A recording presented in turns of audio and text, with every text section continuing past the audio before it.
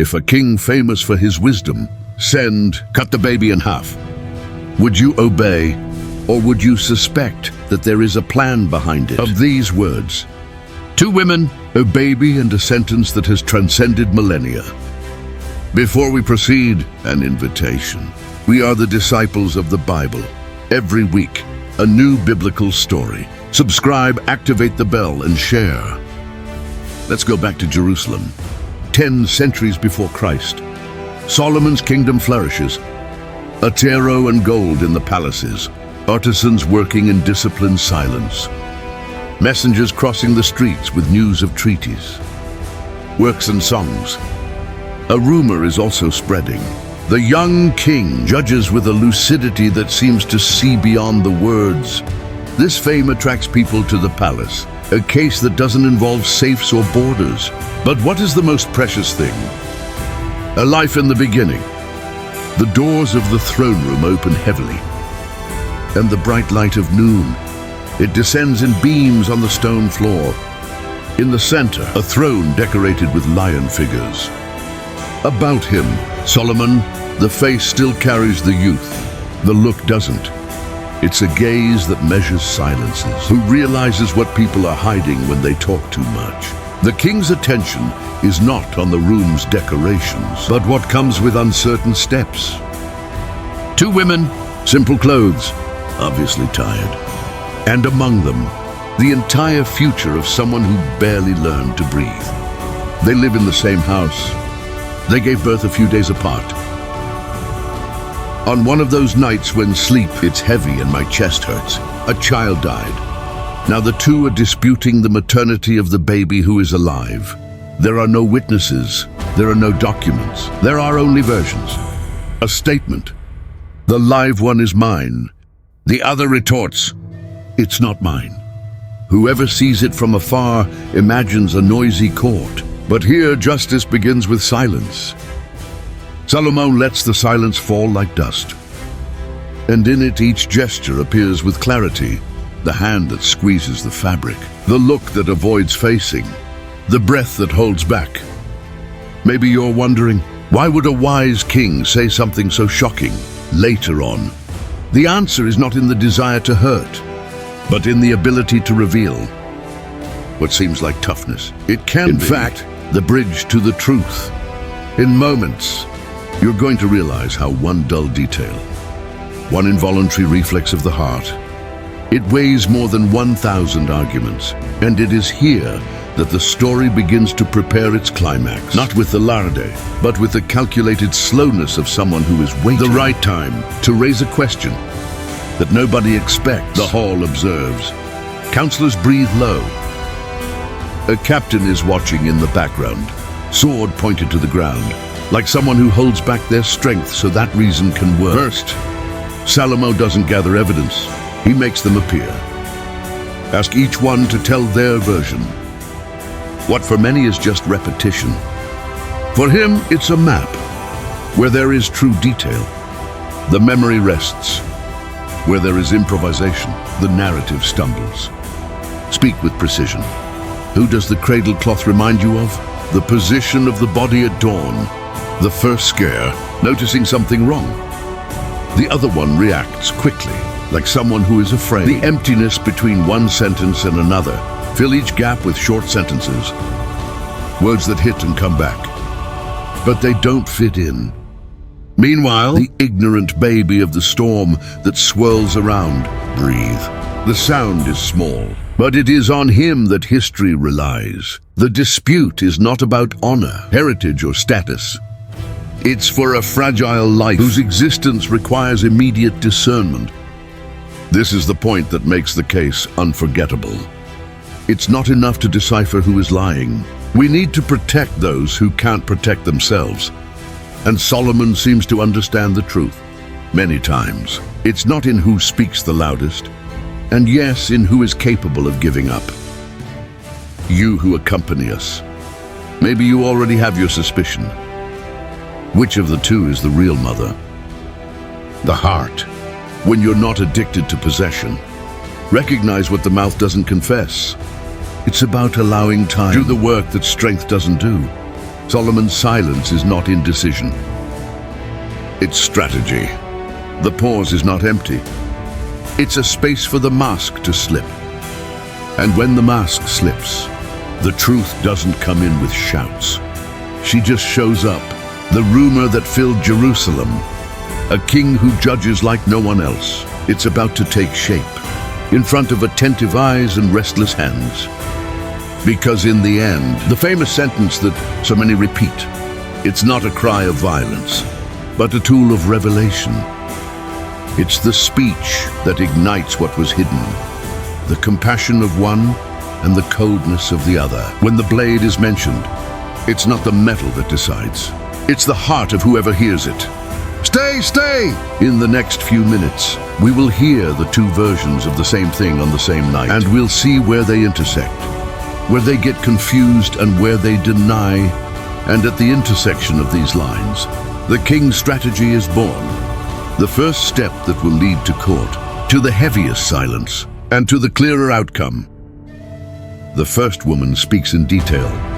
That don't seem rehearsed. Remember the time you woke up on the side of the bed, the thick cloth that smells like oil, the light entering through the crack in the ceiling, the way the baby breathed when they heard your voice. It's a memory that relies on small things, like someone holding a thread to get through the night. The second one responds quickly and in general terms. He says that all cloths are the same, that the night was dark. Memory deceives. The voice rises, but the details don't arrive. Between one sentence and another, the gaps become visible. Salomon does not interrupt, don't even comment. He's coming back. The same questions. The baby's position at the time, the side of the bed, the cradle cloth, and observe how each one sustains, or not what you said before. In the mouth of the first one, the pieces fit together. In the second one, they appear corrupt amendments. When the king asks for less facts and more heart, the differences are becoming more pronounced. The first one confesses the fear of losing the child and let the essential slip away. If you have to choose between your right and the baby's life, choose life. The second revolves around possession. Repeat my right proof. Like someone arguing over an object. The salon feels the change in the air. Captain stays in the background, low sword, remembering that strength only comes into play. Solomon leans on the throne. Ask them to bring the baby closer without saying anything yet. Finish putting together the reasoning when the evidence is lacking. The heart reveals itself in front of what it loves. It is at this point that the king decides. Trigger the final revelation. Not because of brutality, but by strategy. Create a situation where only true love exists. May I respond with love? Giving up if necessary, so that the child can live. The baby is brought up with care. The whole hall seems to be holding its breath, as if even the columns were afraid to cast a shadow. Salomon raises his gaze, asks for the sword, and the metal shines for a second. It seems too long. So the king says what nobody thought they would hear from a sage. Cut the baby in half and give half to each one. There are no screams. There is a silence that cuts deeper than a blade. Today, one of the women, which throughout all the time, she held back words, like someone holding a thread to get through the night. Take a step forward. Her face dismantles pride. The voice breaks. My lord, give the boy to her, but don't kill him. The other one doesn't tremble. Don't ask for life. Accept the sentence. So it won't be mine nor hers. And there, in that contrast, the whole room learns that true love prefer to lose so that life can win. Salomon doesn't need any more questions. With a gesture, hold the sword. With another one, it's the judgment. Give the boy to the one who preferred to keep him alive. She is the mother. The decision falls on the whole like light. The air comes back. The cry that is heard this time, it's not out of fear, it's a relief. The baby is placed in arms that tremble with gratitude. And the city, still not knowing, you've already changed a bit inside. later, through the corridors. The rumor is that it will turn into fame. In Jerusalem, there is a throne where justice sees the heart. Soldiers repeat history with exaggerations. Merchants, they're spreading the news among stalls of figs and fabrics. The old people point to the palace as if pointing to a lighthouse. The expression that will be born from there, Solomon's decision. One day you will travel through centuries and languages, gaining the meaning of a verdict. Who is not satisfied with what they see? It's not the sword that explains Solomon. It's what the sword was able to reveal. When there are no witnesses, neither papers nor visible proofs could. That night, when the hall empties out, the captain collects the blade. There is still the dust of footsteps in the air. Salomon stays alone for a moment, looking at the void that people leave behind. He thinks about his own youth. Think about the request you once made to God. Not riches, not longevity, but wisdom to judge. The people might smile slightly. The wisdom you asked for wasn't a ready answer. It was a path. And today, the path went through a dangerous edge. Say something terrible, not because of brutality, but for strategy, and yet brought life back to the right arms. The real mother on the outside. Embrace the boy as if you were receiving the world back. Whoever passes lowers their head, some out of respect, others out of shame for having judged prematurely. The woman who lied, trying to disappear in the crowd. Maybe she tells herself that she wasn't heard. That fate was unfair. Maybe deep down, feel what every lie feels. When you find the truth, tiredness. The next day, the court comments on details that almost nobody noticed. A counselor remembers the moment in which the king asked the two to talk about what they were feeling. Not only what they saw, another person comments on the hands, like someone ready to hold. The others are ready to hurt. Does anyone remember? As the first one talked about the fear of losing their child and, without wanting to, announced which decision would be made when the baby's life was threatened. It's strange. It seems like everything was in sight, but it only became clear when someone dared to take the situation to the point where the heart can't disguise it anymore.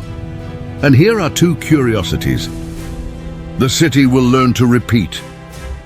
The first one, in certain reports, he said that the two women lived on the margins. They were looked at with suspicion, as if your voice was worth less. Solomon, however, he opened the throne for their case, and he treated their pain as the center of the kingdom. That day, the second, nobody saw the king touch the sword. The order existed to ignite the truth. The blade never left the place where it was. Sometimes, justice is this, a word that seems harsh, but in reality, protects.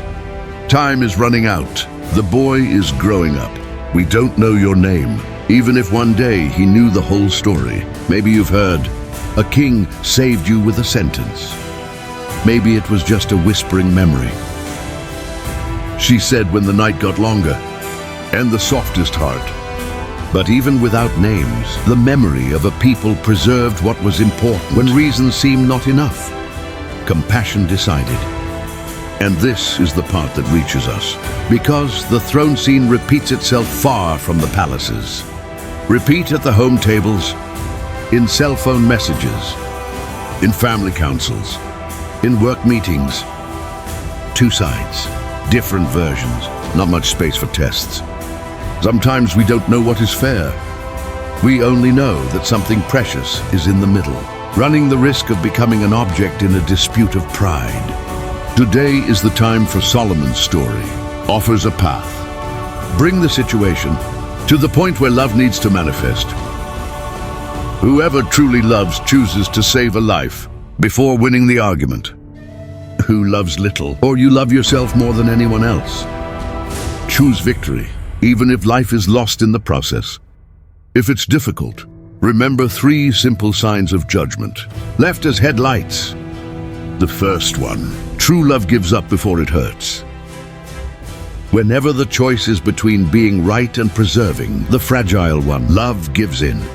The second one, falsehood exchanges details for volume. Speak loudly, but it says little. The third, wisdom is not in a hurry.